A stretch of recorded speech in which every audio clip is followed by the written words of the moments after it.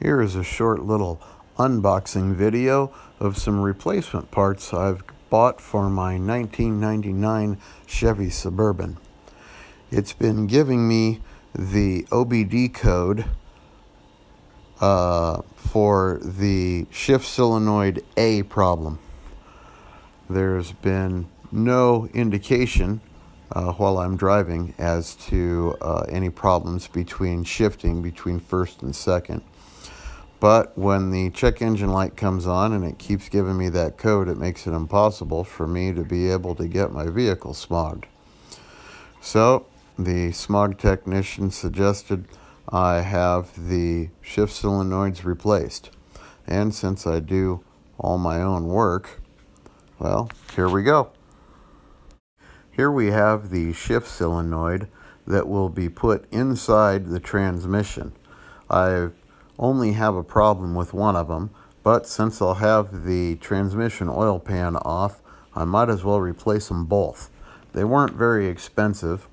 I purchased them through Amazon for about $10 less expensive than I would have gotten them from AutoZone. Both shift solenoids are exactly the same.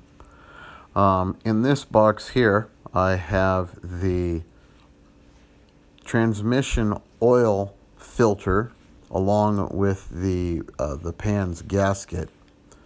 I'll be replacing those as well, since I have the transmission oil pan down.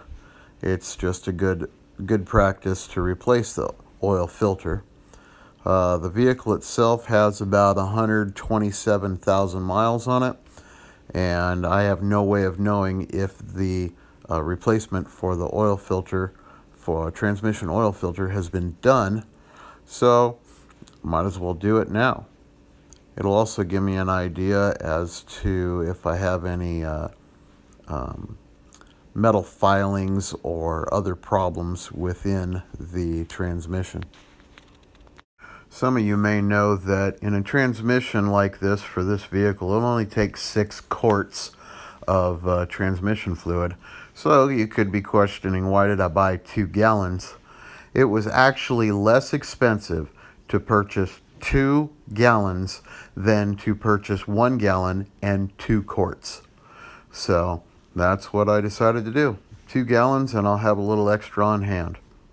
Well, I'll be getting to this project this weekend. Thanks for watching. Take care.